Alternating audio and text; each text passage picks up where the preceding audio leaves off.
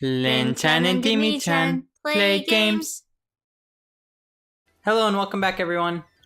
Hello. So last time, I was very involved in talking about superstitions. While Link is running around in a circle. So Link was supposed to say hi to Impa, but meanwhile, he says hi to Paya, and she's very embarrassed. Does she have a paintbrush on her hair? No, the other guy has a paintbrush. The other guy's a paintbrush. Yeah, so what is we'll she? We'll see paintbrush do it afterwards. She's just really shy. She's so cute. Is that it's a Sheikah slate?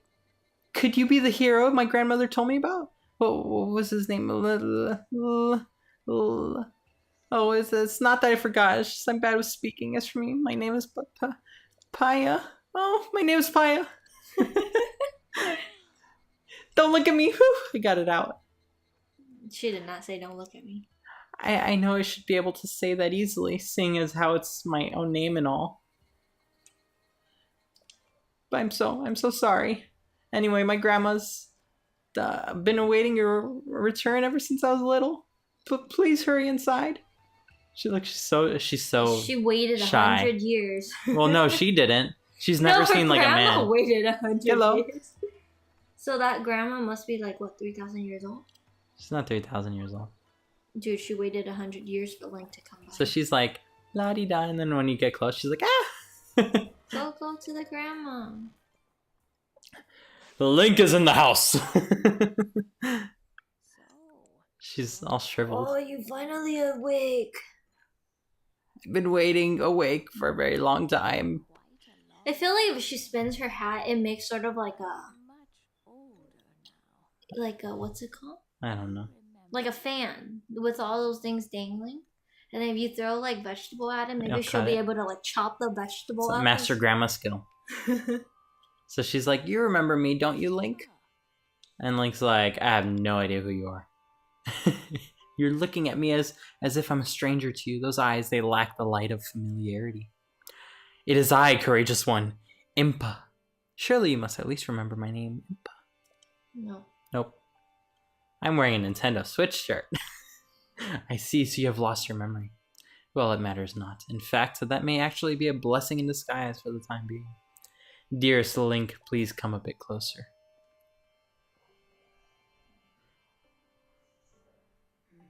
"100 years ago." So she has been... Yes, 100 years ago, this kingdom of Hyrule was destroyed. Yeah, she's an ancient grandma. Look how tiny she got. It's the Asian person progression. Pretty, old and fat, and then tiny and shriveled. And then all alone, she went to face Ganon. Before Princess Zelda went to nobly meet her fate, she entrusted me with some words she wished to say to you. I have been waiting 100 years to deliver the princess's message. However, these words, which the princess risked her life to leave you, well, if you are to hear them, you must be prepared to risk your life as well. But I am afraid that burden may be too much to bear while you're still without your memories. I leave the choice to you. When you feel you are ready to receive the princess's message, return to me. I'm ready. Yeah, just give it to him now. The words that the princess risked her life to impart on you, I cannot pass them on to someone who lacks conviction. Are you prepared to risk your life for the greater good? I don't know. Yeah, I guess I am. Ha! Not a memory to your name. Yet you are intent as ever to charge forward with the only courage and justice on your side. You have not changed a bit. Once a hero, always a hero. Yeah, on second thought. Well, very well. Since you have lost your memory, I will recount to you all that has happened. Long time ago. The history of the royal family of Hyrule is also the history of Calamity Ganon. We already know the story. We do? A primal evil that has endured over the ages. This evil has been turned back time and time again. By a warrior wielding the soul of a hero and a princess who carries the blood of the goddess. Damn, they looked ugly back then. That's Zelda right there. Yeah, and that's Link on the other side. And that's Calamity Ganon. You see, if you don't moisturize your skin, you're gonna get all wrinkly, kids. So listen closely as I tell you of the legend that occurred 10,000 years ago. Oh. I don't think she was alive 10,000 years ago. Oh, we don't know the story yet. No, we don't. Oh, because we're playing this for the first time. Definitely we are. Hyrule was then blossoming as a highly advanced civilization. They had long noses. Can we skip this? Probably. I feel like people who are watching us already know now. Skip. Well, now we don't know. Or you're gonna get a lot of content IDs though for that. True. I'll put our blinky thing on it. 100 years ago, in preparation of the foretold revival of Ganon, we strove to follow the lead of our ancestors 10,000 years ago. But in the end, beside our best efforts and careful planning, we underestimated his power in order to avoid ever making that great mistake. And the Princess Zelda used these words. Free the four divine beasts. That's it. Understood. She's like, really? You got all that? It seems to me that your secret slate is not yet complete. Go to Hateno village and they will be able to help you. It's shaking. Someone at the research lab. Understood. Understood. Come on, we gotta move him forward. You are Princess Zelda's only hope. You cannot turn back your heart's destiny. She's dead. Ah. We did it. Okay. So. Hi, Paya. Link, are you leaving now? Darkness and evil are off to bed, fellows. Beware the roads at night. Oh. You're trying to embarrass her. It didn't work. It didn't work. He's going home. And this guy's like, I need to shave my face. If you ever need something, please find it in our village. Blah, blah, blah, blah.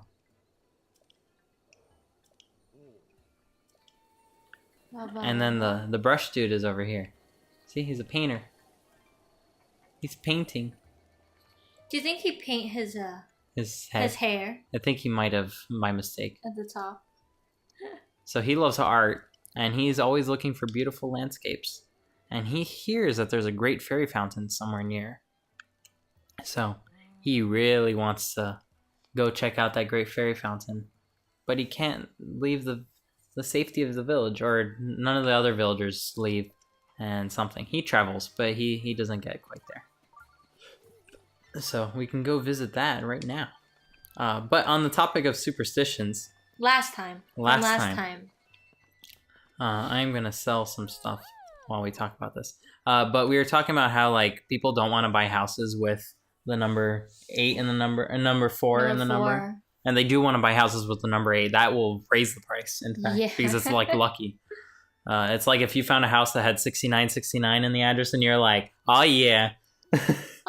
Well, near your parents' house, there is a house that is 6969. And it is for sale. It's currently for sale, yes. And I think it's like 1.2 million or something like that. Mm-hmm.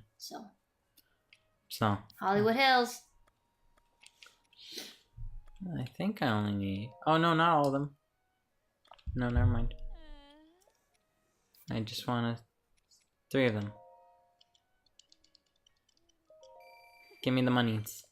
Thanks. But yeah, so like I remember reading about these people. This person, he has a Japanese wife, and he wants to buy a house in the countryside in Japan. He is Australian, I think. I don't remember where he's from. But basically, they want to buy a house in the countryside of Japan, and there's a lot of houses available, pretty much. But they couldn't just go ahead and move into the house because someone had died there previously. It was someone's house, and they died, and no one was there to take it, so the kids are selling it because they don't want to live there anymore. And basically, they needed to go get an exorcist to exorcise the house. Otherwise, it wouldn't be fit for living in. Yeah. And it wasn't so much for them. Like, neither him nor his wife cared, really. But if he had not done that, then all the neighbors, because it's a small village at that point, would know that he has not exorcised the house. And then they would not communicate with him as a result of that, you know? So how did he know he needs to do that? Because they told him. Was the wife Japanese? Yeah, the wife is Japanese. So she already knows, like, the customs, pretty much. And, like, there's a fine line between customs and superstitions, really. Like I'd say superstitions are things that No, a lot of people have already accepted as not necessarily making this is sense. Superstition. Yeah, if for us it's superstition, but to them it's custom. Like all the neighbors, it's of utmost importance that you do exercise the house. You can't just go and live there. You know? Like I know in China a lot of people do that too, like before they buy a property or whatever, or when they first moved into a property, they always do the whole feng shui situation, like the whole properly setting up your house so that luck will, come into the house, that kind of thing too. And that's a custom. I mean, to us, we think it's superstition, but it's a custom to them. Yeah, if they didn't do it, then it would be a big problem. So there was that one that came to mind that I found interesting, because it's all related to this. And then, and the interesting about that was really that you need to do it for other people to like be part of the society. Yeah. So sometimes you don't really have a choice. No matter how silly you think a superstition is, it's often easier just to go along with it and perpetuate it in a way. Because again, it's easy to do that. You just pay some money and get a priest to come and exorcise your house. Yeah. And it's hard to not do that and to live with all the neighbors shunning you forever, essentially. So therefore you do it. Yeah.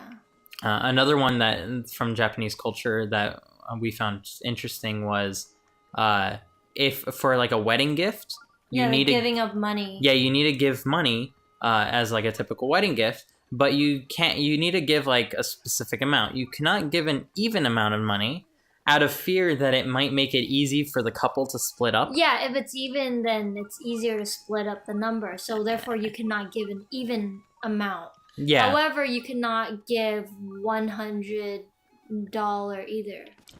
We're using American value here, but roughly, it's you cannot give $100 because one is such a petty number. Like 100 seems very little and such a petty number. So then, but however, the next number moving up is 200, but you can't give 200 because it's an even number and the couple can easily split up.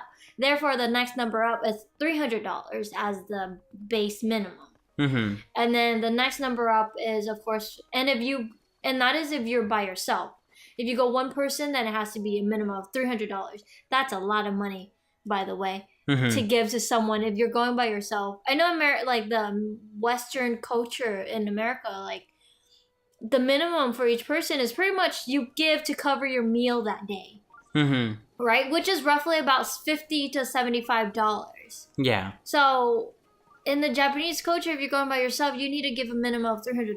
That's a lot of money. And then if you're going as a couple, then of course you have to move up. However, you can't do 400 because they can split up. Therefore, the next number up is 500. And then 700, and can't do 800, 900, and so forth. So it becomes a lot of money. Yeah. I know Dimitri likes to give money as presents, like when it's wedding present, he likes to give money. And he likes to give the $2 bills. Well, because from our point of view, a $2 bill is lucky. Yeah, from the Asians' because it's rare. From the Asians' point of view, it's rare and it's lucky. So therefore, you give. Oh, and also in Japanese culture, you cannot give a bill that is old or wrinkled. So if you need cash as a present, you need to go to the bank and tell the bank, I need cash for a wedding, and they automatically know what to do, and they'll give you like crisp, bills printed. Nice, pretty bills. Yeah. Well, we'll discuss more in that vein next time as we fight to learn techniques. Yeah. Bye, everyone. Bye. Dimi-chan, Dimi-chan, Linh-chan, Dimi-chan, Linh-chan.